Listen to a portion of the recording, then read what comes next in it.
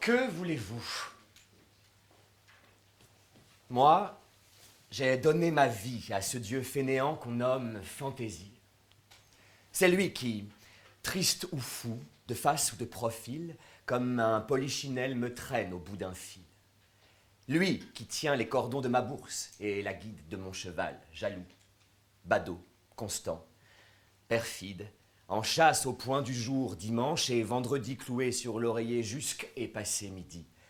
Ainsi je vais en tout, plus vain que la fumée de ma pipe, accrochant tous les pavés. L'année dernière, j'étais fou de chiens d'abord et puis de femmes. Maintenant, ma foi, je ne le suis de rien. J'en ai bien vu des petites princesses. La première, surtout, m'a mangé de caresses. Elle m'a tant baisé, pommadé, ballotté. C'est fini. Voyez-vous, celle-là m'a gâté. Je remercie Thomas d'avoir commencé la soirée avec ce texte des Marrons du Feu, l'une des premières pièces que Musset écrit à 18 ans, une pièce en vers. Pourquoi nous avons choisi cet extrait? Parce que dans cette pièce, Les Marrons du Feu, à 18 ans, on a l'impression que Musset a déjà tout dit.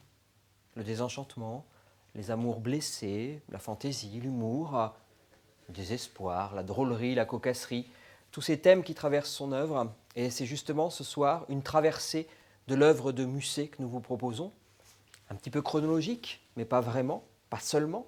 Et puis surtout, nous avons eu envie de vous lire des textes, de vous parler de textes dont on ne parle pas forcément souvent. Vous n'entendrez pas d'extrait d'On ne badine pas avec l'amour, vous n'entendrez pas d'extrait de Lorenzaccio, mais vous entendrez autre chose, un autre Musset, un Musset en vers, un Musset en prose poétique. Et c'est ce Musset-là que nous aimons aussi, qui est peut-être un petit peu moins connu, mais qui n'en est pas moins passionnant. À 18 ans, Alfred de Musset imagine un théâtre en liberté, qu'il nommera bientôt un spectacle dans un fauteuil. Autant dire, vous, ce soir, vous êtes à un spectacle dans un fauteuil, mais ce qu'imaginait Musset, c'était plutôt de destiner son théâtre à la lecture, et on va essayer de voir pourquoi. Musset a écrit 24 pièces et une poignée d'œuvres inachevées sur un empan chronologique qui correspond à peu près à la période du romantisme, puisque Musset, je vous le rappelle, est né en 1810, qu'il commence à faire ses premiers pas dans la littérature à la fin des années 1820, et qu'il achève sa course en 1857 à l'âge de 46 ans.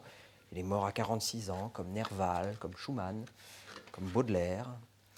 Et durant cette vie qui n'est pas assez courte pour être celle d'un poète maudit, mais qui n'est pas assez longue pour être celle d'un Victor Hugo, eh bien, durant cette période, Musset écrit 24 pièces et quelques pièces inachevées. Dès sa première pièce, Musset, la pièce que nous avons lue, l'extrait, se place sous l'autorité ou sous l'égide de plusieurs grands auteurs. Molière, Shakespeare, Racine, puisque Les Marrons du Feu est une sorte de parodie d'Andromaque. Et donc la bibliothèque d'Alfred de Musset est une bibliothèque assez ouverte à toutes les cultures.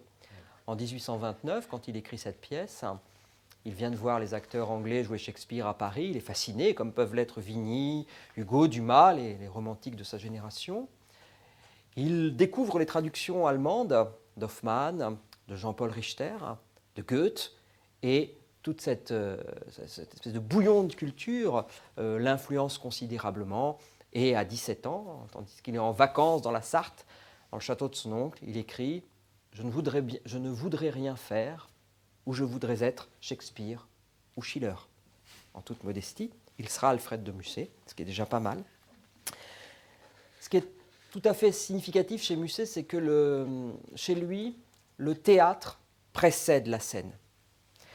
Et s'il invente la formule d'un spectacle dans un fauteuil en 1832, ce principe anime déjà son premier recueil, Les Marrons du Feu, qui paraît à la fin de l'année 1829, mais qui est estampillé 1830. Dès le premier poème, Dom Paez, le poème commence comme commence un poème en vers, et puis progressivement, il se transforme en un dialogue, en une sorte de parole adressée, en dialogue entre deux personnages. Puis, viennent Les Marrons du Feu, cette pièce assez géniale, une petite pièce en un acte et tout à fait ludique qui tire son titre, on dit tirer les marrons du feu, d'un proverbe, genre dramatique, dans lequel Musset va s'illustrer tout au long de sa vie. Alors, si j'ai choisi cette pièce pour commencer, c'est parce que dès Les Marrons du Feu, donc dès 1829, eh bien, toutes les structures dramatiques du théâtre de Musset se mettent en place. Tous les thèmes aussi, toute sa manière, comme on parle de la manière d'un peintre. Pas de liaison de scène comme chez Shakespeare, c'est-à-dire les personnages entrent et sortent sans qu'il y ait forcément un changement de scène. Rupture chronologique, ellipse, invraisemblance assumée, rythme heurté, dénouement brutal formulé dans un proverbe lapidaire à la fin.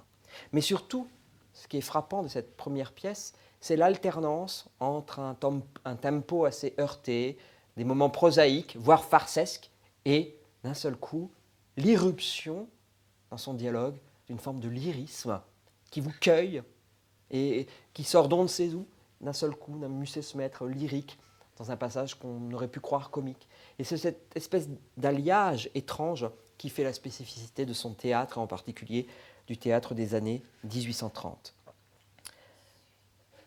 La critique date généralement les véritables débuts de Musset au théâtre avec une comédie qui s'intitule La Nuit vénitienne ou Les Noces de Laurette. Cette pièce est représentée le 1er décembre 1830 à l'Odéon. Alors Musset, comme les auteurs de sa génération, considère que le théâtre, c'est le lieu par lequel on réussit, on est connu, on gagne de l'argent. Victor Hugo, Alexandre Dumas, Alfred de Vigny ont déjà remporté des succès sur scène. Vigny, un an plus tôt, a fait jouer Le Maure de Venise, une adaptation d'Othello, à la Comédie Française, il a eu du succès. Alexandre Dumas a fait jouer Henri III et sa cour en février 29 à la Comédie Française. Il a eu un grand succès, évidemment, en février 1830. C'est Hugo et Hernani à la Comédie Française, et on sait le scandale, la bataille, etc. Vous connaissez ça. Musset se dit, moi aussi, je vais écrire du théâtre. Mais fait-il le bon choix? Il choisit d'écrire une comédie spirituelle, une comédie en prose, pleine de finesse, pleine de nuances. Et il la fait jouer, on la joue, sur l'une des plus grandes scènes de Paris. Ce n'est pas un petit plateau comme celui de ce soir, un plateau moyen, mais c'est une très grande scène. Donc vous imaginez ce que peut produire un théâtre poétique sur une très grande scène, avec quelques effets spectaculaires, mais assez peu finalement pour un public qui s'attend à voir une pièce romantique. Et Musset lui sert autre chose. Alors malheureusement, cette petite pièce qui défie un petit peu les attentes du public, eh bien, elle va échouer. Voilà ce qu'écrit un critique au lendemain de la représentation. C'est une petite pièce sans nœud, sans dénouement, où la passion est tournée en moquerie, où le style est parfois amphigurique, mais où l'on distingue cependant une verve d'originalité dans le fond et dans la forme. Quand même, il a eu une petite intuition, le critique, il a vu qu'il y avait sans doute une patte, une originalité dans le fond et dans la forme. Mais l'entrée en scène de Musset se solde par un échec, et un échec cuisant, d'autant plus que, outre la langue poétique de Musset, cette langue si particulière, eh bien, les détails techniques viennent parachever la chute, et on sait qu'au théâtre, la technique, c'est fondamental. Si la lumière s'éteint, si le son ne fonctionne plus, le spectacle tombe. Eh bien, c'est ce qui s'est produit, plus ou moins, puisque la jeune première qui joue Laurette, qui était tout de blanc vêtue, s'est appuyée sur des treillis qui venaient juste d'être repeints. Et quand elle s'est retournée, elle était quadrillée de vert, ce qui n'aide pas à la poésie à prendre, si vous voulez. Donc, le rire, les ricanements ont laissé place, ont gangrené la comédie. Et donc, après ces deux représentations à l'Odéon, Musset, l'auteur romantique le plus joué actuellement, jette l'éponge et décide de ne plus écrire de théâtre pour l'instant, mais on va quand même écouter un petit passage de La Nuit vénitienne. L'intrigue est toute simple de La Nuit vénitienne. C'est une jeune femme qui a été promise par son tuteur, un petit peu comme Rosine dans le Barbier de Séville, qui a été promise à un mariage à un prince, le prince d'Eisenach, que va lire Thomas, mais elle aime un certain Razetta, un jeune homme un peu romantique, un peu torturé. Et puis elle rencontre ce prince. Puis finalement, ce prince, il n'est pas si mal, il parle bien, il a de l'éloquence, il utilise des métaphores filées, il parle de musique. Et finalement, ce qui devait être un mariage arrangé devient une affinité élective, une inclination entre deux êtres. Et Radzeta voulait se venger, puis finalement, il repart sur une gondole, va faire la fête avec d'autres, et Laurette tombe amoureuse de l'homme qu'elle ne croyait jamais aimer. Vous êtes bien jeune, madame, et moi aussi. Cependant, comme les romans ne me sont pas défendus non plus que les comédies, les tragédies, les nouvelles, les histoires et les mémoires, je puis vous apprendre ce qu'ils m'ont appris. Dans tout morceau d'ensemble, il y a une introduction, un thème, 2 ou 3 variations, un andante et un presto. À l'introduction, vous voyez les musiciens encore mal se répondre, chercher à s'unir, se consulter, s'essayer, se mesurer. Le thème les met d'accord, tous se taisent ou murmurent faiblement, tandis qu'une voix harmonieuse les domine. Je ne crois pas nécessaire de faire l'application de cette parabole. Les variations sont plus ou moins longues selon ce que la pensée éprouve, mollesse ou fatigue. Ici, sans contredit, commence le chef-d'œuvre. L'andante, les yeux humides de pleurs, s'avancent lentement, les mains s'unissent, c'est le romanesque, les grands serments, les petites promesses, les attendrissements, la mélancolie. Peu à peu tout s'arrange, l'amant ne doute plus du cœur de sa maîtresse, la joie renaît, le bonheur par conséquent. La bénédiction apostolique et romaine doit trouver ici sa place, car sans cela, le presto survenant... Vous souriez ? Ce sourire, Musset n'a pas réussi à le faire passer à la scène. On voit tout de suite, en écoutant cette prose, qu'elle n'est pas immédiatement accessible comme la prose des comédies ou des vaudevilles de l'époque. C'est une prose élaborée, sophistiquée, avec une recherche syntaxique tout à fait remarquable. Après cet échec, Musset, quand même piqué au vif, aurait dit, selon son frère, « Je dis adieu à la ménagerie ». Autant dire, je dis adieu au théâtre, aux gens de théâtre, au public qui ne comprend rien, à la critique qui est encore plus bête que le public. Bref, je claque la porte. Mais, en fait, très longtemps, on a pensé que Musset, après cet échec, avait tourné le dos au théâtre et n'avait souhaité écrire du théâtre à lire qu'à cause de cet échec. Et je pense, plus je lis Musset, plus je pense que c'est une erreur. Parce que aussitôt après l'échec de la Nuit vénitienne, Musset est engagé par un journal qui s'appelle Le Temps, un grand journal de l'époque, dans lequel il écrit des revues fantastiques. C'est-à-dire que toutes les semaines, il écrit une revue fantaisiste. Fantastique, ça veut dire fantaisiste. Ou une note d'humeur. Un jour, il parle de Rabelais. Un jour, il parle de Jean-Paul. Il parle de ce qui lui vient. Et en même temps, il est chargé de faire les comptes rendus des petits théâtres. Donc, il continue à aller au théâtre. Donc, il continue à réfléchir à ce qu'est le théâtre de son temps, ce que lui renvoie le théâtre de son temps, et à construire sa propre œuvre dramatique en latence, si vous voulez, en gestation. Et puis, ce qui est tout à fait frappant aussi, c'est que en 1830, 31, 32, c'est une période qu'on connaît mal de Musset. On connaît bien ses débuts, quand il est introduit chez Victor Hugo et qu'il éblouit tout le monde avec sa Ballade à la lune et ses poèmes audacieux. Puis on connaît bien aussi la période 33-34 avec George Sand, etc. Mais cette période de transition, on la connaît moins bien.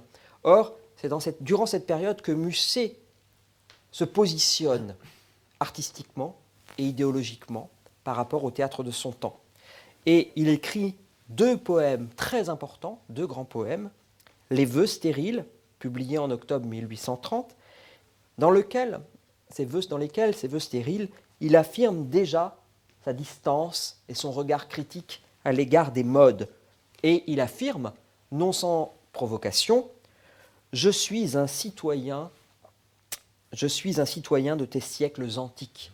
Et en fait, il fait l'éloge de la Grèce classique et de la Renaissance italienne.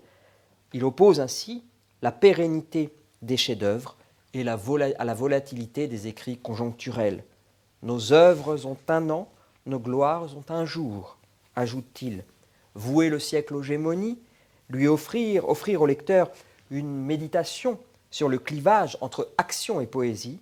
Il s'agit pour Musset d'analyser sa brève expérience d'écrivain, de poète, mais aussi de donner naissance à un style poétique très personnel. Et c'est ce qu'il fait, c'est ce qu'il exprime dans un de ses poèmes les plus intéressants, les plus originaux, les secrètes pensées de Raphaël, gentilhomme français, dont Thomas va nous lire maintenant un extrait. Ô vous, race des dieux, phalange incorruptible, électeurs brevetés des morts et des vivants, porte-clés éternels du mont inaccessible, guindés, guédés, bridés, confortables pédants, pharmaciens du bon goût, distillateurs sublimes, seuls vraiment immortels et seuls autorisés qui, d'un bras dédaigneux, sur vos seins magnanimes secouant le tabac de vos jabots usés, avez toussé, soufflé, passez vos lunettes imparement brossées pour les rendre plus nettes, et d'une main soigneuse ouvrant l'inoctavo sans partialité, sans malveillance aucune, sans vouloir faire cas ni des A ni des O, avez lu posément la ballade à la lune. Maître divin, où trouverai-je, hélas, un fleuve où me noyer, une corde où me pendre pour avoir oublié de faire écrire au bas le public est prié de ne pas se méprendre. Chose si peu coûteuse et si simple à présent et qu'à tous les piliers on voit à chaque instant. Ah, povero oime, qu'a pensé le beau sexe? On dit, maître, on dit qu'alors votre sourcil, en voyant cette lune et ce point sur cette i, prit l'effroyable aspect d'un accent circonflexe. Salut, jeune champion d'une cause un peu vieille, classique bien rasé à la face vermeille, romantique barbu au visage blêmi, vous qui des Grecs défunts balayez le rivage ou d'un poignard sanglant fouillez le Moyen-Âge, salut. J'ai combattu dans vos camps ennemis, par 100 coups meurtriers devenus respectables, vétérans, je m'assois sur mon tambour crevé. Racine, rencontrant Shakespeare sur ma table, s'endort près de Boileau, qui leur a pardonné. Ce syncrétisme, Racine, Shakespeare, Boileau, c'est Musset. Musset, c'est un auteur qui lit aussi bien les classiques que les romantiques, que les auteurs à la mode. En avril 1832, un événement personnel bouleverse un petit peu les projets de Musset, le sort un petit peu de sa torpeur de dandy, de viveur, de fashionable, comme on dit à l'époque. Le 8 avril, son père meurt brutalement de l'épidémie de choléra qui ravage Paris et la France et laisse la famille de Musset sans soutien financier. Donc, il faut trouver un État. C'est ce qu'il dira plus tard, ce qu'il fera dire plus tard à Valentin Van Buck dans Il ne faut jurer de rien. Il vous faut trouver un État.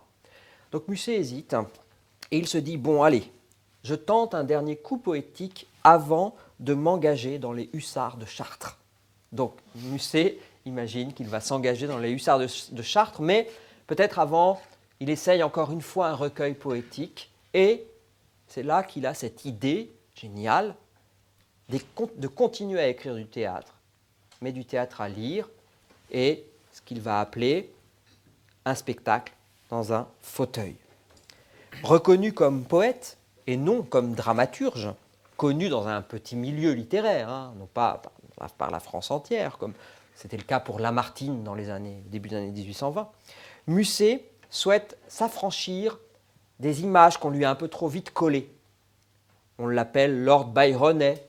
On se moque de lui, on dit qu'il fait du Byron, mais qu'au fond, lui-même n'a pas un style très personnel, que c'est une sorte de parodiste, d'imitateur, désinvolte, doué, mais c'est une pigonne de Byron, comme beaucoup de jeunes poètes voudraient l'être. En fait, Musset a une stratégie tout à fait intéressante. Il revient à l'écriture théâtrale en adoptant les mêmes principes que dans Les Marrons du Feu, cette première pièce en vers qu'on vous a lue tout à l'heure, mais il approfondit le principe. Il inscrit l'écriture théâtrale dans un recueil de poèmes. Musset se présente donc non pas comme un dramaturge, ni comme un poète, mais comme un poète dramatique. Un poète dramatique. Il est dans une sorte d'entre-deux, entre théâtre et poésie, entre jeu et sérieux, entre fantaisie et tragédie, entre classicisme et romantisme, entre la France et l'Allemagne, et entre mai et septembre 1832, il compose 2 pièces. La première, c'est un poème dramatique, une sorte de drame, de tragédie, La coupe et les lèvres, dont le titre évoque un proverbe, il y a loin de la coupe aux lèvres, et une comédie, À quoi rêvent les jeunes filles. Ces 2 pièces sont précédées d'une dédicace. Alors une dédicace, vous savez, c'est très important. Quand Baudelaire dédie ses Fleurs du Mal à Théophile Gautier, ça a du sens. Quand Edmond Rostand dédie l'Aiglon à son fils, Maurice, ça a du sens. Eh bien Musset, lui, dédie un spectacle dans un fauteuil à un certain Alfred T. Alors cet Alfred T, c'est Alfred Taté, un de ses meilleurs amis, fils d'un agent de change, un dandy, un viveur, un fashionable comme lui. Ce n'est pas un homme de lettres du tout. Hein. Alfred Taté, c'est vraiment le grand ami de Musset. C'est Taté qui fait des rallonges à Musset quand il n'a plus d'argent à la fin du mois ou quand il a des dettes de jeu. Donc il compte beaucoup pour Musset. Mais en même temps, ce geste dédicatoire est tout à fait éloquent, puisque Musset se moque un petit peu, adopte une posture un peu ironique en choisissant d'adresser sa dédicace à son ami Alfred Taté, dont Thomas va nous lire maintenant un extrait. Voici, mon cher ami, ce que je vous dédie, quelque chose approchant comme une tragédie, un spectacle, en un mot, 4 mains de papier. J'attendrai là-dessus que le diable m'éveille. Il est sain de dormir, ignoble de bâiller. J'ai fait 3000 vers. Allons, c'est à merveille. Basta. Il faut s'en tenir à sa vocation. Je ne me suis pas fait écrivain politique, n'étant pas amoureux de la place publique. D'ailleurs, il n'entre pas dans mes prétentions d'être l'homme du siècle et de ses passillons. C'est un triste métier que de suivre la foule et de vouloir crier plus fort que les meneurs pendant qu'on se raccroche au manteau des traîneurs. On est toujours à sec quand le fleuve s'écoule. Que de gens aujourd'hui chantent la liberté comme ils chantaient les rois ou l'homme de Brumaire. Que de gens vont se pendre au levier populaire pour relever le Dieu qu'ils avaient souffleté. On peut traiter cela du beau nom de rouerie, dire que c'est le monde et qu'il faut qu'on en rie. C'est peut-être un métier charmant, mais tel qu'il est. Si vous le trouvez beau, moi, je le trouve laid. Je n'ai jamais chanté ni la paix ni la guerre. Si mon siècle se trompe, il ne m'importe guère. Tant mieux s'il a raison, et tant pis s'il a tort, pourvu qu'on dorme encore au milieu du tapage. C'est tout ce qu'il me faut, et je ne crains pas l'âge où les opinions deviennent un remords. Cette dédicace est quand même assez virulente, parce que si on décortique un petit peu le texte, les poètes qui retournent leur veste, qui deviennent républicains après avoir été royalistes, on en connaît certains Victor Hugo dans les années 1820. À cette date, Musset a déjà pris ses distances avec Victor Hugo. Hein. C'est donc une posture tout à fait sardonique, ironique à l'égard de la littérature engagée. Vous savez que toute une partie de la littérature romantique s'engage pour les grands idéaux de 1830. Lui, Musset, en 1830, après la Révolution de Juillet, il attend sagement dans sa chambre, puis une fois que les choses sont passées, il fait ce qu'il appelle lui-même du tourisme de barricade. Donc là, le tourisme de barricade, on l'a dans la dédicace de La coupe et les lèvres. Et cette dédicace qui instaure un dialogue fictif avec Alfred Taté est tout à fait éloquente puisqu'elle positionne Musset par rapport à son œuvre, par rapport à l'œuvre de ses contemporains. Et au fond, Musset est un écrivain assez isolé, très rapidement assez isolé, même s'il entretient une relation très amicale avec Alfred de Vigny. Cette ironie qu'on perçoit dès la dédicace, elle se fait encore plus sombre, plus ténébreuse dans La coupe et les lèvres, un drame qui constitue la polarité la plus sombre du recueil. Le héros de La coupe et les lèvres s'appelle Franck et il se présente comme un maudit. Il est un petit peu comme Hernani, l'agent aveugle et sourd des mystères funèbres. Ça, c'est un vers de Hugo, agent aveugle et sourd des mystères funèbres. Il se pense prédestiné au malheur. Il le précipite un peu lui-même le malheur, puisqu'il brûle la maison de son père, il trahit ses amis, il quitte sa patrie, et puis surtout il a peur d'être mal compris des autres, et il décide de faire ce que Shakespeare fait aussi, de mettre en scène sa mort. Il met en scène sa mort pour comprendre ce que les gens pensaient lui-même, pensaient de lui, de son vivant. Donc il fait croire que Franck est mort. Il se déguise en moine, donc en plus très blasphématoire, et il écoute ce que disent les autres, et il pousse les autres à dire du mal de lui.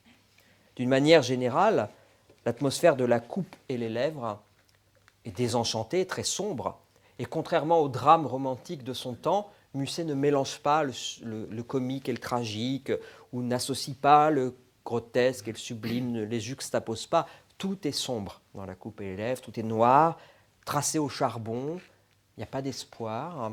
C'est une pièce assez nihiliste avant la lettre, avant l'heure, si vous voulez.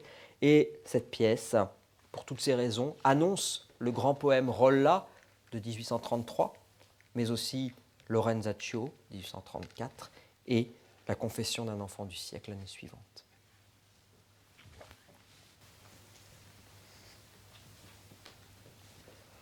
Ô monde, ô Saturne, immobiles étoiles, magnifique univers en est ainsi partout. Ô nuit, profonde nuit, spectre toujours debout, large création, quand tu lèves tes voiles pour te considérer dans ton immensité, vois-tu du haut en bas la même nudité? Dis-moi donc en ce cas, dis-moi, mère imprudente, pourquoi m'obsèdes-tu de cette soif ardente si tu ne connais pas de source où l'étancher? Il fallait la créer, marâtre, ou la chercher. L'arbuste a sa rosée et l'aigle a sa pâture. Et moi?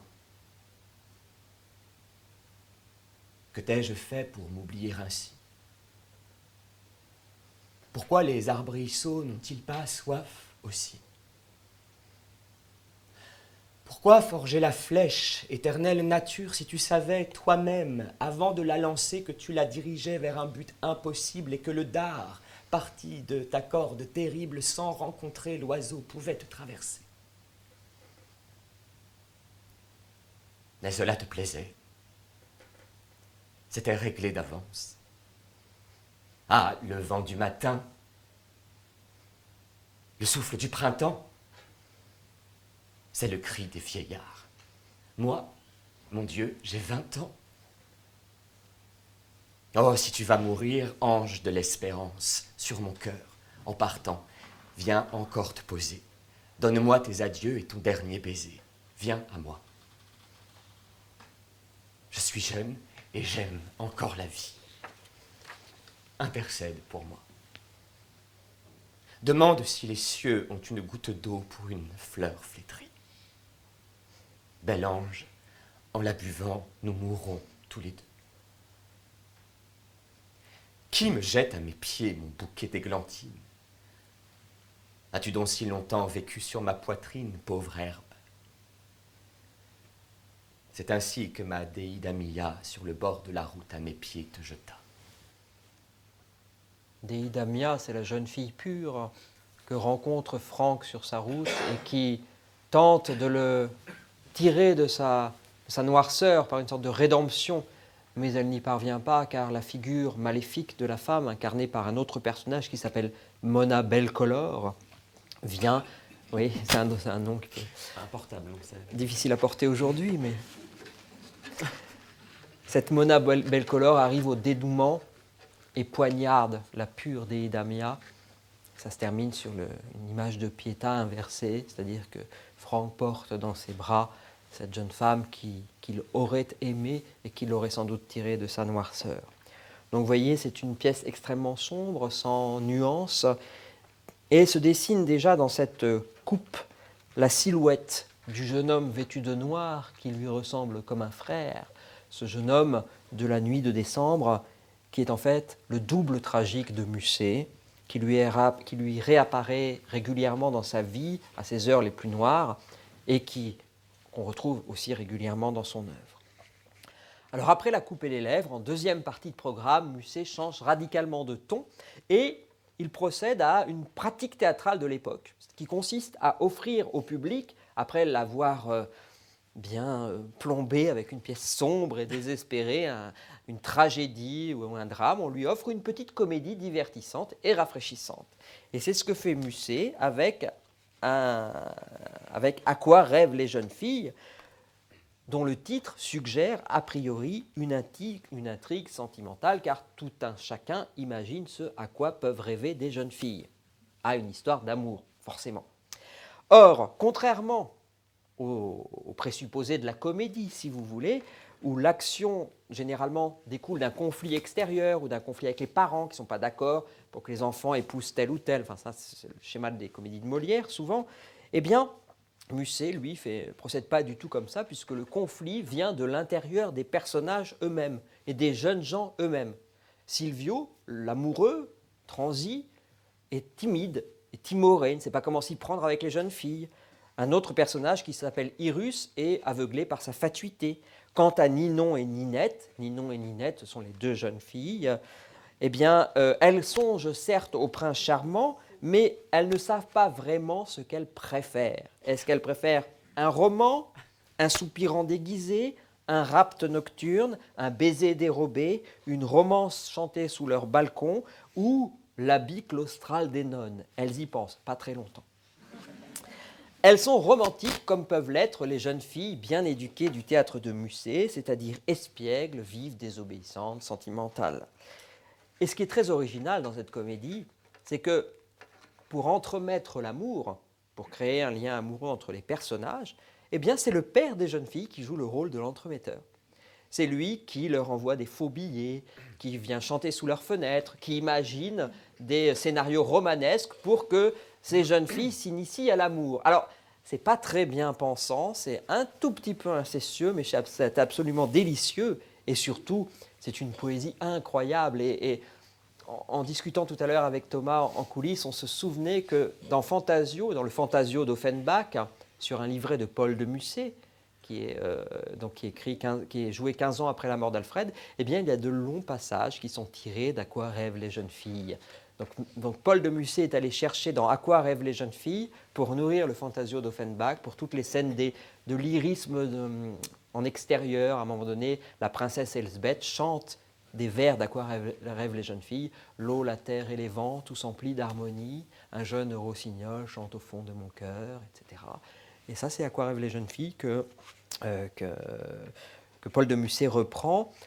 Donc là, ce dont je parlais tout à l'heure, cette espèce de mélange de drôlerie, puis d'un seul coup de lyrisme très très émouvant, c'est tout à fait le ton espiègle et sentimental d'À quoi rêvent les jeunes filles. Et pour un peu comprendre l'ambiance, il faut penser un petit peu à Shakespeare, au Songe d'une nuit d'été, à Beaucoup de bruit pour rien.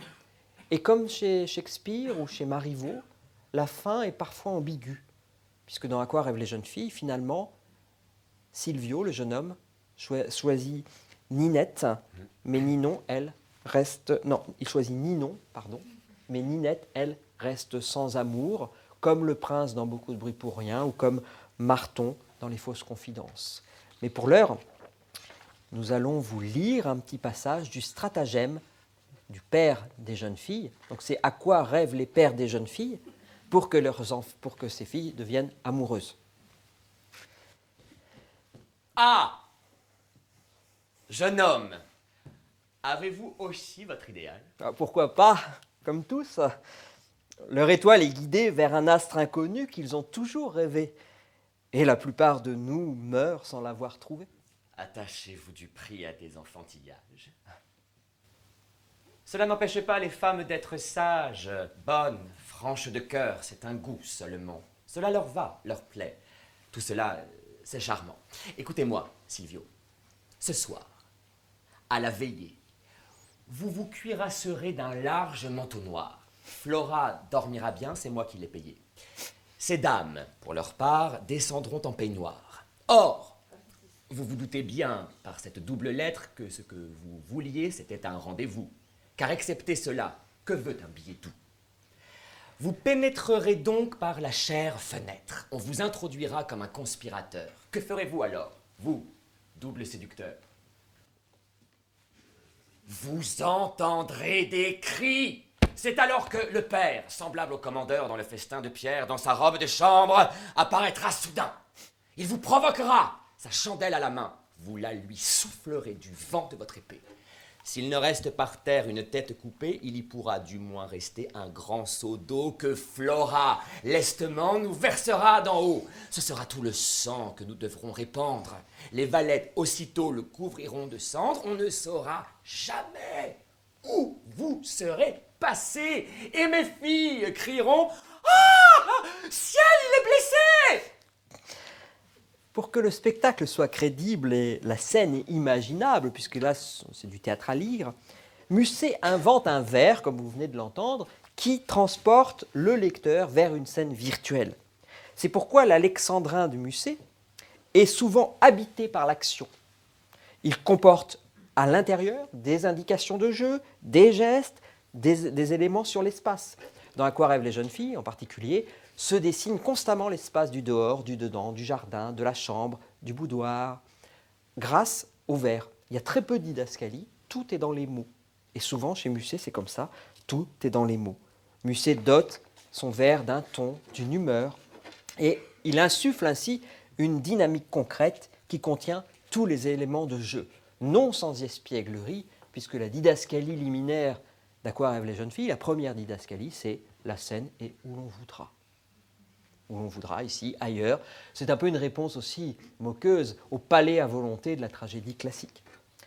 Mais ce qui est passionnant dans ce vers, j'ai envie de dire performatif, dynamique, théâtral, incarné, vivant, c'est qu'il contient aussi un sous-texte, ce que les metteurs en scène cherchent à faire entendre au-delà du texte, au-delà des mots, les émotions, la tonalité, l'humeur, l'histoire, le passé des personnages, tout est inscrit dans la versification, dans les échos sonores, dans le choix du lexique, dans la place des mots dans le vers. Les ambitions poétiques et théâtrales qu'affiche Musset avec un spectacle dans un fauteuil sont donc portées par la qualité et l'originalité du vers. Et ce qui est tout à fait symptomatique et significatif, c'est la manière dont le volume est publié. Quand Musset donne son volume à l'éditeur Randuel, qui est le grand éditeur des romantiques de l'époque, un des grands éditeurs romantiques, l'éditeur, lui dit « c'est bien, mais c'est un peu court, jeune homme ». Et Musset termine, achève en quelques semaines un poème qu'il avait sans doute commencé pendant l'été, qui est un des sommets de sa poésie, c'est Namouna, où là, son brio de poète fait écho à tout ce qu'il a écrit précédemment dans le recueil. Et pour moi, Namouna, c'est un peu comme l'after d'un spectacle, c'est la loge après le théâtre, c'est ce qui referme au fond une soirée au théâtre avec Alfred de Musset. Pour qu'enfin l'invitation formulée par Musset, que Thomas a lu tout à l'heure, 4 mains de papier, une tragédie, ouvrez ce livre et lisez-le, pour que ça fonctionne, pour que ça s'accomplisse, pour que la rencontre entre le lecteur et la scène imaginaire advienne, Musset doit insuffler à son vers une sorte de parler chanté qui fait le charme irrésistible du recueil. On a l'impression que Musset nous dit « lisez les vers, fermez les yeux, apparaîtront alors une scène, un décor, des personnages ». C'est également ce projet qu'il mène après La Coupe et les Lèvres, après un spectacle dans un fauteuil en verre, puisque ce premier recueil a un certain succès, et notamment auprès de la critique. Et là, on se dit, Musset a un style à lui, il écrit des pièces originales, il a un ton, il a une plume, il a un talent, incontestablement. On l'avait déjà dit pour son premier recueil de 1830, on le redit en 1832. Et il fait une rencontre encore qui va modifier le cours de son projet littéraire, si tant est que Musset ait dessiné un projet littéraire dans sa vie. Je pense qu'il a plutôt réagi au présent. Il rencontre François Bulloz, qui dirige la Revue des Deux Mondes.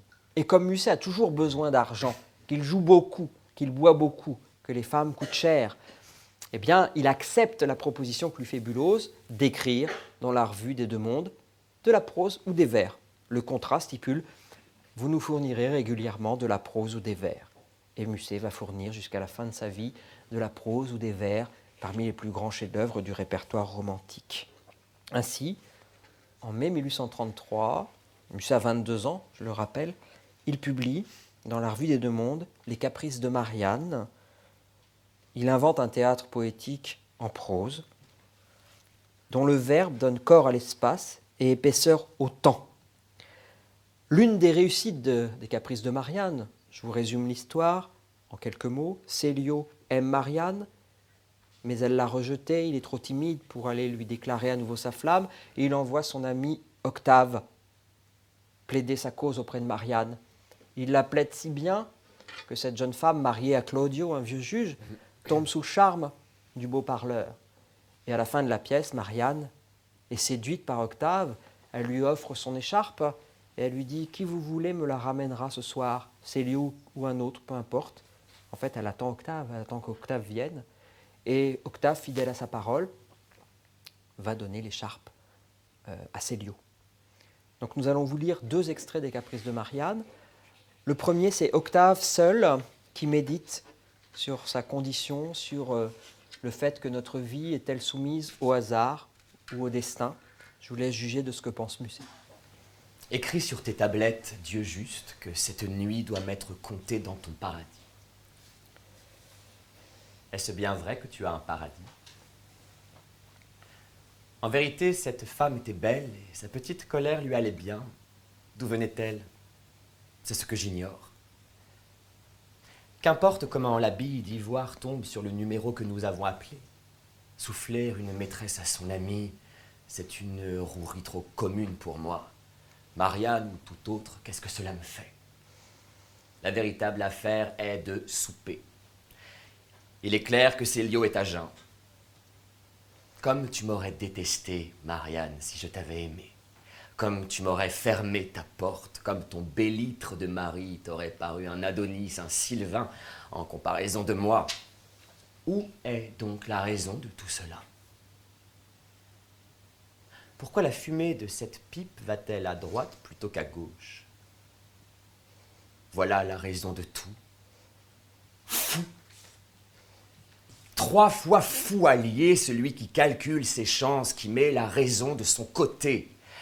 La justice céleste tient une balance dans ses mains. La balance est parfaitement juste, mais tous les poids sont creux. Dans l'un, il y a une pistole, dans l'autre, un soupir amoureux, dans celui-là, une migraine, dans celui-ci, il y a le temps qu'il fait et toutes les actions humaines s'en vont de haut en bas selon ses poids capricieux. Caprice du hasard ou quiproquo tragique, c'est donc Célio qui va au rendez-vous d'amour qu'a donné Marianne à Octave, mais le mari, l'époux, le vieil époux de Marianne, a posté des spadassins, des criminels, des assassins dans le jardin. Et quand Célio arrive, il comprend qu'il est victime d'un piège et il meurt en ayant le sentiment que son ami Octave l'a trahi. La dernière scène, Octave et Marianne sont seuls dans un cimetière sur la tombe de Célio.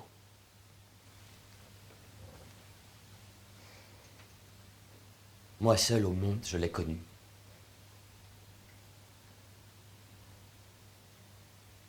Cette urne d'albâtre couverte de ce long voile de deuil est sa parfaite image. C'est ainsi qu'une douce mélancolie voilait les perfections de cette âme tendre et délicate. Pour moi seul, cette vie silencieuse n'a point été un mystère. Les longues soirées que nous avons passées ensemble sont comme de fraîches oasis dans un désert aride. Elles ont versé sur mon cœur les seules gouttes de rosée qui y soient jamais tombées. Célio était la bonne partie de moi-même. Elle est remontée au ciel avec lui. C'était un homme d'un autre temps. Il connaissait les plaisirs et leur préférait la solitude. Il savait combien les illusions sont trompeuses. Et il préférait ces illusions à la réalité. Elle eût été heureuse, la femme qui l'eût aimée. Je ne sais point aimer. Célio seul le savait. La cendre que renferme cette tombe est tout ce que j'ai aimé sur la terre, tout ce que j'aimerais. Lui seul savait verser dans une autre âme toutes les sources de bonheur qui reposaient dans la sienne. Lui seul était capable d'un dévouement sans borne, lui seul. eût consacré sa vie entière à la femme qu'il aimait, aussi facilement qu'il aurait bravé la mort pour elle. Je ne suis qu'un débauché sans cœur. Je n'estime point les femmes. L'amour que j'inspire est comme celui que je ressens, l'ivresse passagère d'un songe. Je ne sais pas les secrets qu'il savait. Ma gaieté est comme le masque d'un histrion. Mon cœur est plus vieux qu'elle, mes sens blasés n'en veulent plus. Je ne suis qu'un lâche, sa mort n'est point vengée. Célio m'aurait vengé si j'étais mort pour lui comme il est mort pour moi. Ce tombeau m'appartient. C'est moi qu'ils ont étendu sous cette froide pierre. C'est pour moi qu'ils avaient aiguisé leurs épées. C'est moi qui les ont tués. Adieu, la gaieté de ma jeunesse. L'insouciante folie, la vie libre et joyeuse au pied du Vésuve. Adieu, les bruyants repas, les causeries du soir, les sérénades sous les balcons dorés. Adieu, Naples et ses femmes, les mascarades à la lueur des torches, les longs soupers à l'ombre des forêts. Adieu, l'amour et l'amitié. Ma place est vide sur la terre. Les Caprices de Marianne, comédie. C'est sous cette appellation générique que Musset appelle sa pièce, publie sa pièce. C'est tout à fait intéressant qu'il appelle une pièce aussi noire, aussi tragique, comme on vient de l'entendre, comédie. Ça veut dire pour Musset, la comédie, c'est peut-être autre chose que le rire. C'est peut-être autre chose que l'amusement. C'est peut-être une forme de carnaval. Ça commence comme ça, puis ça finit comme ça. Dans les Caprices de Marianne, Musset affirme donc un désenchantement plus net que dans les pièces, dans les comédies précédentes. Pour exprimer cet état d'esprit, il prend un principe romantique à rebours, qui consiste non pas à intégrer du grotesque ou du ludisme dans un genre sérieux, mais à introduire la tragédie dans la comédie et la mort dans la jeunesse, ce qui est parallèle chez Musset.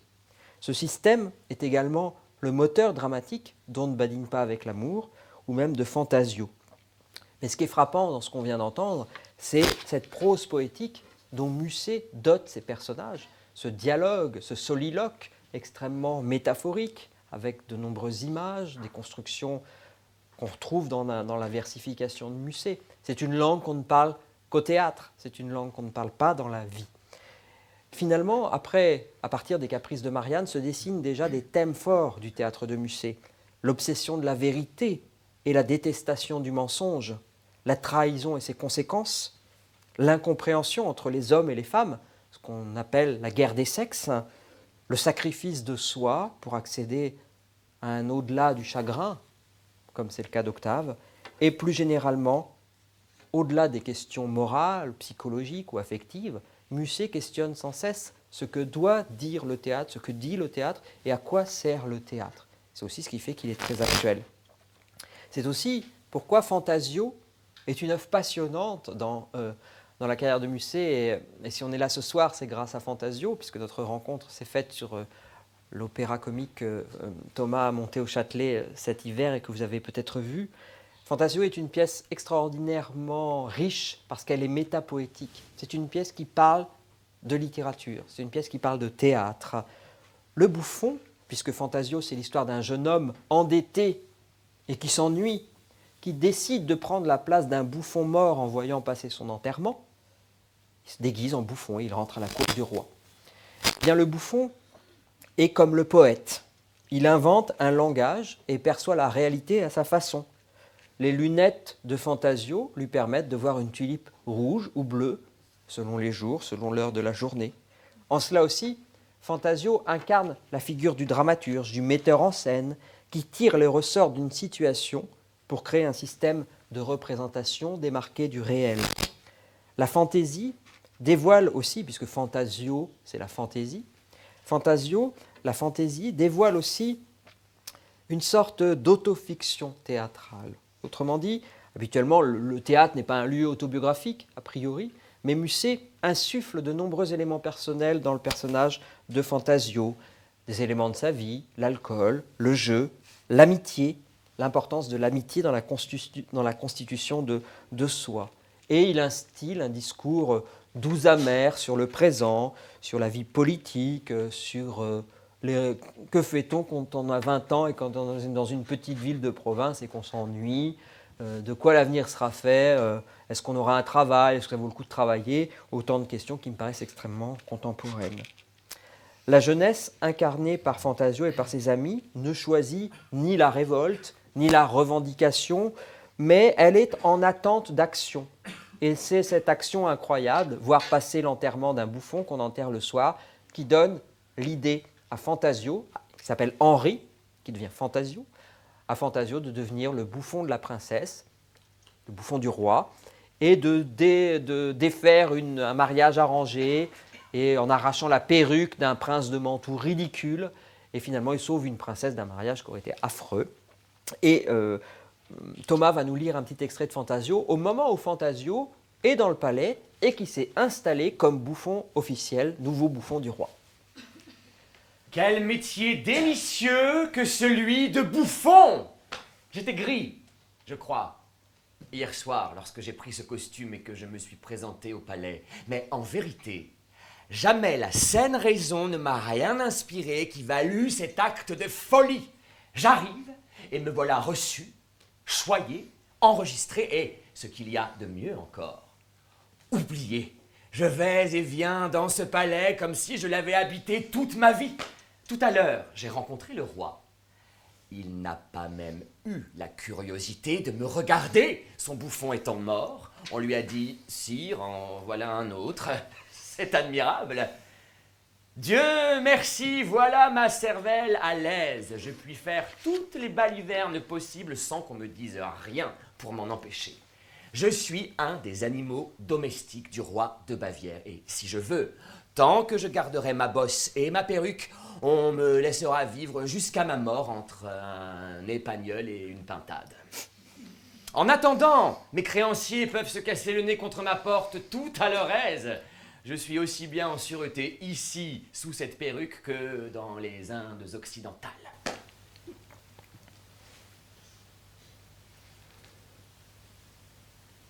N'est-ce pas la princesse que j'aperçois dans la chambre voisine à travers cette glace? Elle rajuste son voile de noces. 2 longues larmes coulent sur ses joues. En voilà une qui se détache comme une perle et qui tombe sur sa poitrine.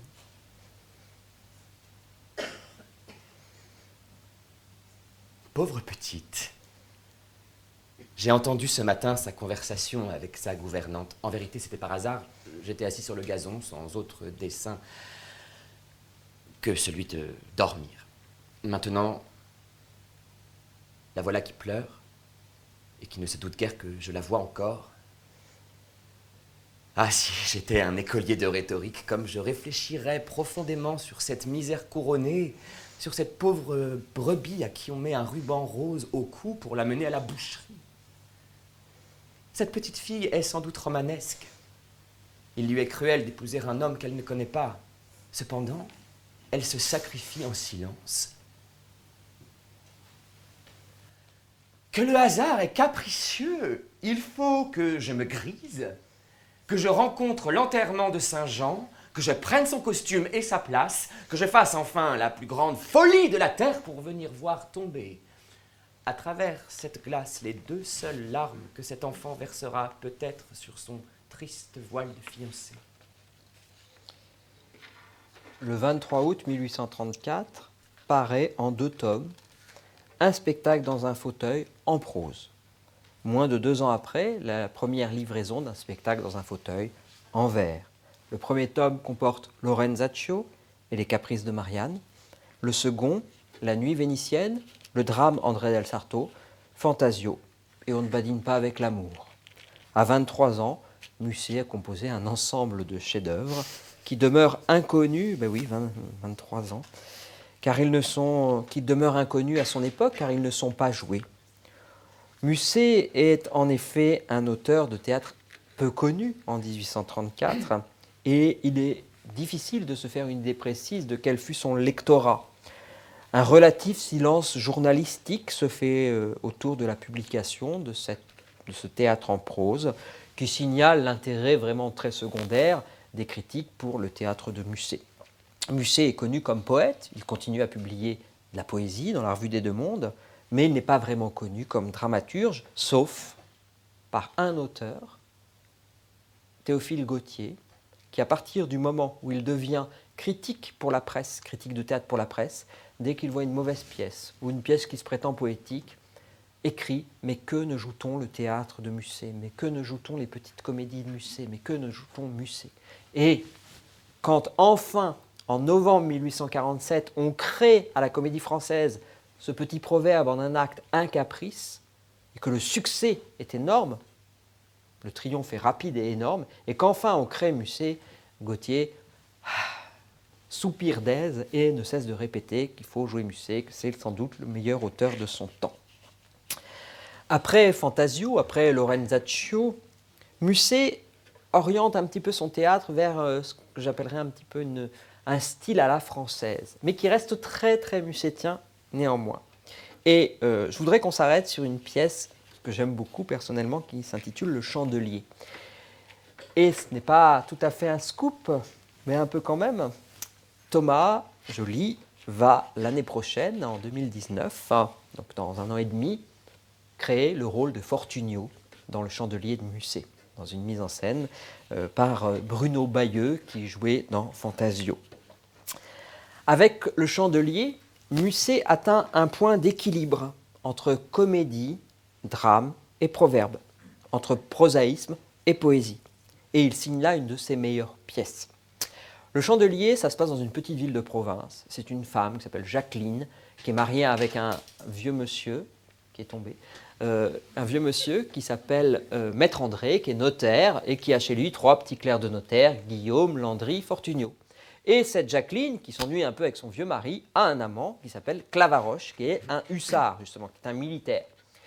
Et Maître André a des soupçons quand même, puisque Landry lui a dit « J'ai vu quelqu'un entrer dans la chambre de madame, de Jacqueline, cette nuit, je suis sûr que j'ai vu quelqu'un, etc. » Donc il vient la réveiller en pleine nuit, il lui dit « Madame, vous avez un amant, je vais vous mener en justice, etc. » Et Jacqueline dit « Mais non, c'est faux, etc. » Et puis à la fin de cette scène, elle tire son amant du placard, puisque Musset utilise le code du vaudeville, c'est aussi la première scène d'Hernani de Victor Hugo, il reprend le même schéma. Et Clavaroche, qui est habitué aux galanteries, qui est habitué à des affaires d'adultère, on va dire, lui dit « Il y a une solution. Dans ces cas-là, il faut trouver un jeune homme de bonne mine qui va nous servir de chandelier. » Le chandelier, c'est le jeune homme sur lequel les soupçons vont se détourner, vont détourner l'attention du mari. Il est là, il fait une révérence, il apporte un coussin, il apporte un verre d'eau, il lit un poème, etc. Il écrit une petite chanson. Et Jacqueline refuse d'abord de se livrer à cette tromperie. Et puis finalement, elle accepte. Et puis elle voit dans l'étude 3 jeunes gens, dont un petit blondinet, un peu frisé, avec une mèche devant, comme ça, là. Et elle lui demande de venir, et elle lui demande de faire une petite commission, et c'est Fortunio qu'elle désigne, qu'elle entraîne dans cette tromperie. Mais ce Fortunio, qui n'a que 16-17 ans, la trouble d'emblée. Et si je vous raconte l'histoire un petit peu plus que les autres pièces, c'est parce que dans Le Chandelier, vous avez tous les thèmes du théâtre de Musset, et puis toute sa façon de représenter le monde. On part d'une trahison, ou on part d'un phénomène social un peu banal, l'adultère, quoi de plus banal au théâtre, un phénomène social un peu banal, et puis on vire dans autre chose. On verse dans un monde soudain poétisé par la pureté de Fortunio. Et Fortunio va troubler Jacqueline, parce qu'il écrit des poèmes, il chante, mais il va découvrir qu'il est le jouet d'une machination, qu'il est manipulé par Jacqueline. Et cette révélation-là, elle se fait en 2 temps. Dans un premier temps, Fortunio, on le sollicite pour qu'il chante une chanson, et c'est la célèbre chanson de Fortunio. Peut-être aussi préciser, pardon Sylvain, qu'il est très amoureux de Jacqueline. Ah bah oui. Ah oui. Mais oui, c'est vrai. Depuis 2 ans, il la regarde comme on regarde une étoile inaccessible.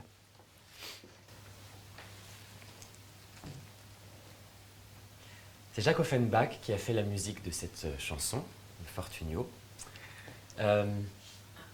Au moment de ce dîner, il est sollicité, il est très apeuré, Fortunio. Et on lui demande, mais qui aimes-tu en secret, etc.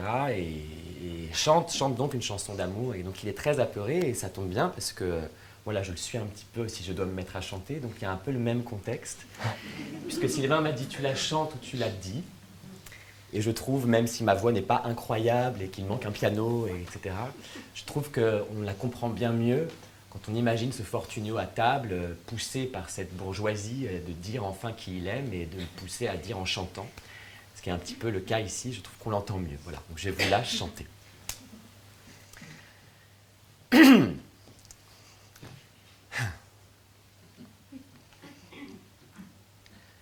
Si vous croyez que je vais dire qui j'ose aimer, je ne saurais pour un empire vous la nommer. Nous allons chanter à la ronde, si vous voulez que je l'adore et qu'elle est blonde comme les blés. Je fais ce que sa fantaisie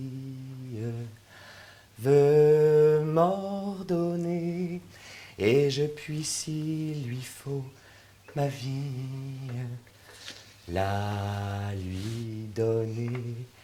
Du mal qu'une amour ignorée nous fait souffrir, j'emporte l'âme déchirée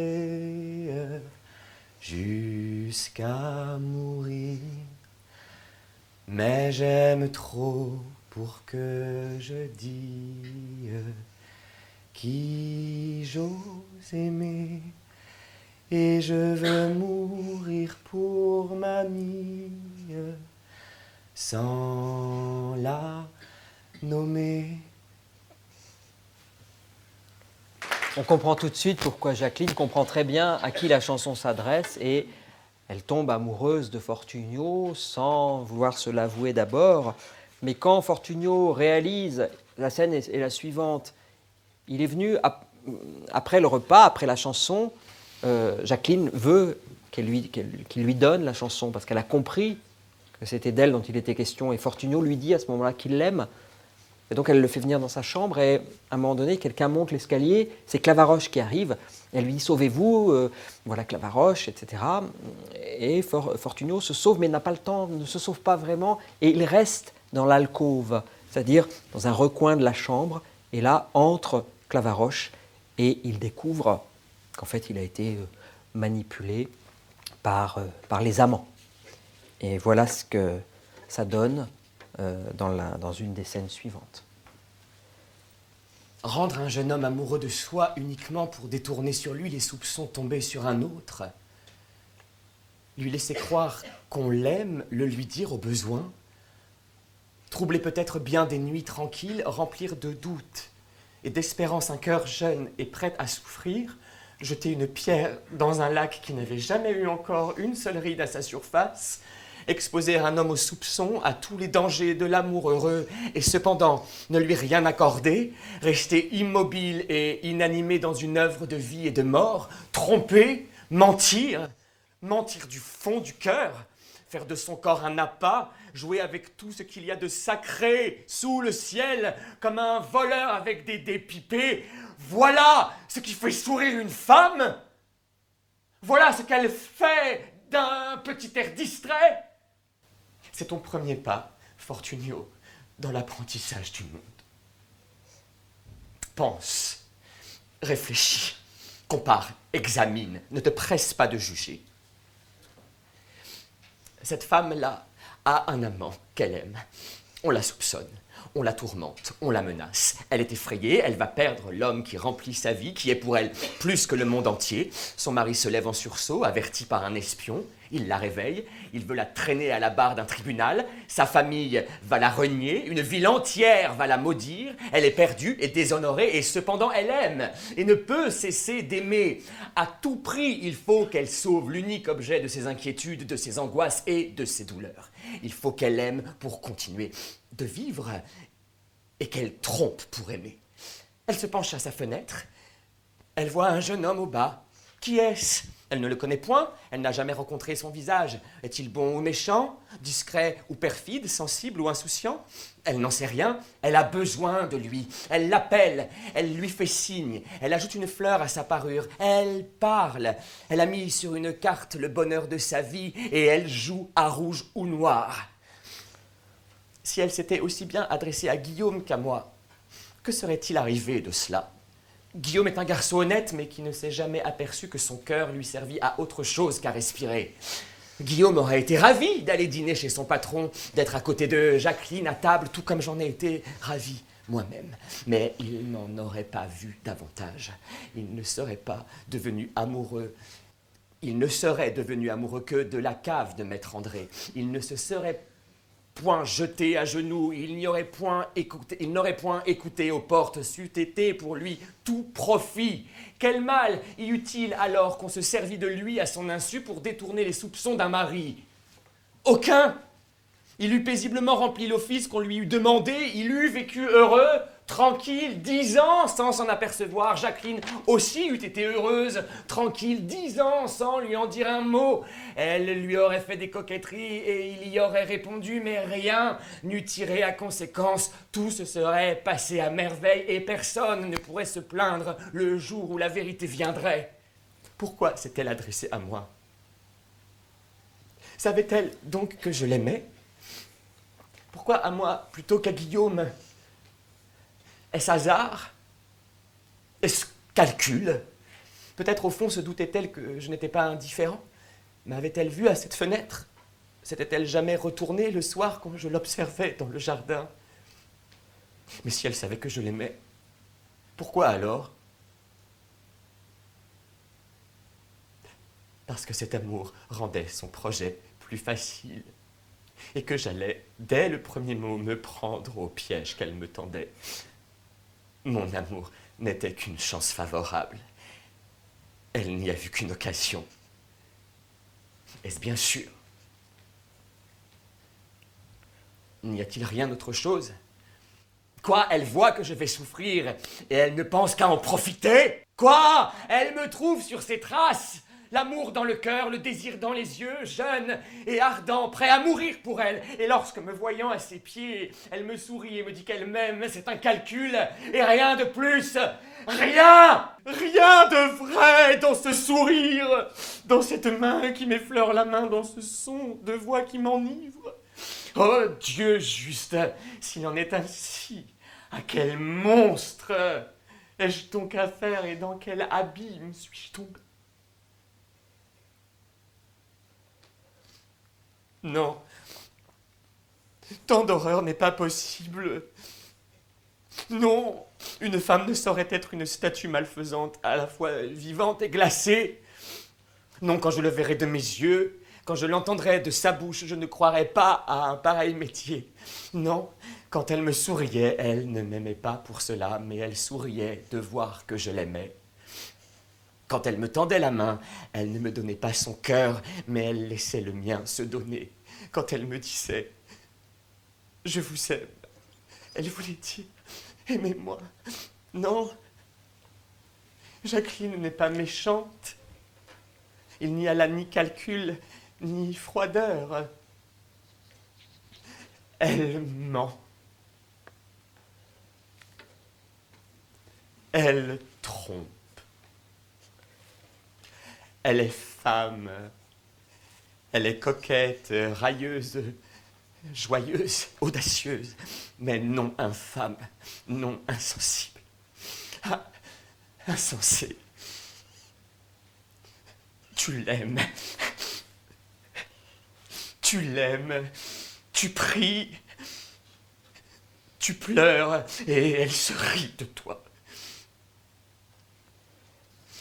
d'une scène à l'autre dans le théâtre de Musset, comme dans le Chandelier par exemple, on passe du rire aux larmes.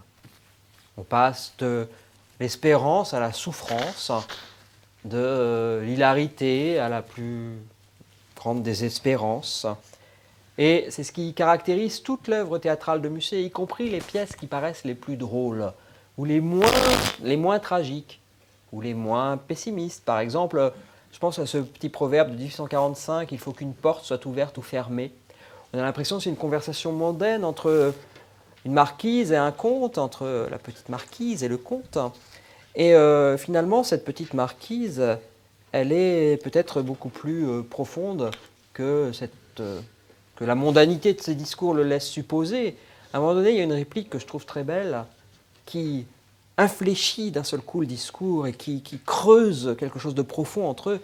Elle dit « Je commence à avoir 30 ans et je perds le talent de vivre. » Comme ça, au milieu de la conversation. Une conversation, on parle des salons mondains, de la vie qui passe, et elle a cette formule. Et même dans un caprice, proverbe de 1837, Madame de Léry, qui est une grande coquette, qui est sémillante, qui est pleine de grâce, pleine d'esprit, elle console son amie Mathilde qui a un petit chagrin d'amour à cause d'une bourse rouge et d'une bourse bleue, c'est pas grand-chose, a priori. Peut-être son mari ne la trompe sans doute pas, mais ça la chagrine. Et ça a l'air désinvolte, ça a l'air anodin, et puis d'un seul coup, Musset nous cueille avec un détail. Et elle dit à son ami « J'ai connu cela ». Boum, une gravité qui s'installe tout de suite. Bien, le Chandelier, c'est exactement ça. Ça commence comme un vaudeville un peu fou. L'acte 1 est plein de joie, plein d'amusement pour le spectateur. Et puis après, on tombe dans ce qu'on vient d'entendre, qui n'a rien de léger, qui n'a rien de superficiel. Musset va creuser une sorte d'intaille dans le cœur de ces personnages pour en tirer une vérité. Est-ce qu'on se remet d'une trahison comme ça, même si le Chandelier se termine bien, puisque se termine bien, si on veut, on en discutait tout à l'heure, c'est une fin bien ironique, puisque finalement, dans la dernière scène du Chandelier, Clavaroche a compris que Jacqueline est tombée amoureuse de Fortunio, et c'est lui qui maintenant devient le Chandelier. Alors évidemment, c'est ironique, c'est amusant, ça illustre le proverbe, mais est-ce qu'on se remet d'une telle souffrance après une telle trahison? On ne sait pas. La présence du lyrisme qu'on a entendu ici ou dans les autres extraits, la présence du lyrisme dans la comédie, et je dis bien dans la comédie, est la marque de fabrique du théâtre de Musset. Si la comédie doit a priori faire rire ou sourire, celle de Musset provoque une émotion parfois plus trouble. Et si on se place du point de vue des spectateurs, votre point de vue, du point de vue de celui qui écoute, de celui qui regarde le théâtre de Musset, il y a toujours un moment où on sourit et, comme souvent chez Musset, il y a une larme dans un sourire ou un sourire dans une larme. Ainsi, ces ruptures orientent, je crois, la signification de ce que Musset veut nous dire avec ses comédies et ses petits proverbes. C'est cette émotion, une émotion vraie, une émotion à dimension humaine, si vous voulez, qu'il cherche à atteindre, qu'elle passe, cette émotion, par un style imagé, par un style lyrique, parfois incantatoire, une éloquence emphatique ou émouvante. Alors on ne vous a pas lu la grande scène dont ne badine pas avec l'amour, mais vous la connaissez, tous les hommes sont menteurs, hypocrites, faux, etc. Eh bien ce style un peu emphatique, un peu lyrique, dont on a parfois l'impression qu'il est un peu daté, ou un peu tellement loin de la manière dont on parle. En fait, chez Musset, c'est une scrutation du cœur, des sentiments, et grâce aux mots, il parvient quand même à débrouiller cette forêt et à se frayer un chemin jusqu'à la vérité, parce qu'il n'y a que ça au fond qui l'intéresse. La vérité, c'est son obsession. Et ce qui est tout à fait signifiant aussi, c'est qu'au moment où Musset écrit ses comédies, Le Chandelier, Un Caprice, il ne faut jurer de rien, qui est aussi un proverbe de 1836, eh bien il écrit en même temps Les Nuits, ce grand cycle lyrique des Nuits. Et j'ai eu envie, pour terminer, que Thomas nous lise un extrait de La Nuit d'octobre. S'il fallait maintenant parler de ma souffrance, je ne sais trop quel nom elle devrait porter, si c'est amour, folie, orgueil, expérience, ni si personne au monde en pourrait profiter. Je veux bien toutefois t'en raconter l'histoire, puisque nous voilà seuls, assis près du foyer. Prends cette lyre, approche, et laisse ma mémoire au son de tes accords doucement s'éveiller.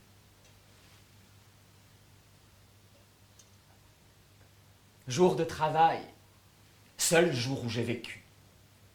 Ô 3 fois chère solitude, Dieu soit loué, j'y suis donc revenu à ce vieux cabinet d'études.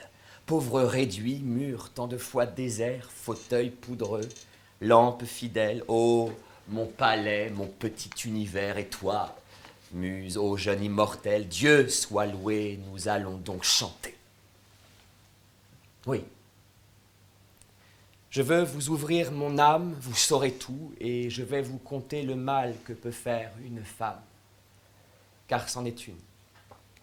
Oh mes pauvres amis, hélas, vous le saviez peut-être, c'est une femme à qui je fus soumis comme le cerf l'est à son maître. Joug détesté. C'est par là que mon cœur perdit sa force et sa jeunesse. Et cependant, auprès de ma maîtresse, j'avais entrevu le bonheur. Près du ruisseau, quand nous marchions ensemble le soir, sur le sable argentin, quand devant nous le blanc spectre du tremble de loin nous montrait le chemin, je vois encore, au rayon de la lune, ce beau corps plié dans mes bras. N'en parlons plus. Je ne prévoyais pas où me conduirait la fortune. Sans doute alors la colère des dieux avait besoin d'une victime, car elle m'a puni comme d'un crime d'avoir essayé d'être heureux. Le théâtre de Musset accorde une grande importance, une grande liberté, à celui qui l'explore, lecteur, spectateur, metteur en scène, acteur. Le rôle qu'il confère à l'imaginaire et à l'imaginaire personnel de Musset, on entend très bien dans cette nuit que c'est un dialogue, c'est une poésie adressée à la muse ou adressée à un tiers, que sais-je. Eh bien, il confère à l'imaginaire un rôle qui est tel que chacun peut y découvrir une parcelle intime de sa vie, servi par une langue constamment inventive, des grands drames en prose comme Lorenzaccio jusqu'aux petits proverbes de salon qui ont fait son succès. Le théâtre de Musset connaît un succès pérenne. Cette année, 2 Mussets, 3 Mussets, 4 Mussets qui se jouent en ce moment. On ne badine pas avec l'amour à Rennes, etc. Si Musset connaît un succès pérenne, je crois que c'est parce qu'il rend vivantes et touchantes les expériences de ceux qui le représentent. Musset possède le don du jeu, grâce aux mots, grâce aux gestes, une intuition de l'espace, du dialogue entre la scène et le hors-scène, entre la durée du spectacle et le temps de la fiction. Pourtant, s'il y a une chose importante dans ce théâtre, c'est qu'il n'a pas l'esprit de sérieux, au sens où, même dans les pièces les plus graves, il y a des petits moments d'autodérision, des moments qu'on pourrait appeler des moments de décrochage. Et dans les pièces très drôles, il y a aussi des moments de décrochage, mais du côté du tragique. La tendresse, c'est un concept, un sentiment, une émotion difficile à définir, difficile à exprimer sur une scène. Eh bien, chez Musset, on la sent, parce que chez lui, c'est l'expression la plus humaine de l'humour partagé. Elle montre ainsi au spectateur une sorte de scintillement. C'est Théophile Gautier qui disait « ça pétille au choc du dialogue ». Ça pétille au choc du dialogue. Un scintillement, un pétillement, sans jamais l'éblouir avec une grosse lumière crue. Constamment à la recherche du sens, le théâtre de Musset le trouve le plus souvent dans la profondeur de sa langue. Par exemple, au dénouement d'Il ne faut jurer de rien, Valentin Van Buch, pourtant un dandy, joueur, etc., il est converti à l'amour, et voilà ce qu'il dit. D'un seul coup, il réalise qu'il est un être humain au milieu d'un univers, et il dit « Pourquoi le ciel immense n'est-il pas immobile ? Dis-moi s'il n'y a jamais eu un moment où tout fut créé, en vertu de quelle force ont-ils commencé à se mouvoir ces mondes qui ne s'arrêteront jamais ?» Eh bien, le théâtre de Musset peut établir en même temps des vérités toutes simples et poser des questions existentielles sans jamais tomber dans l'ornière des lieux communs. Merci.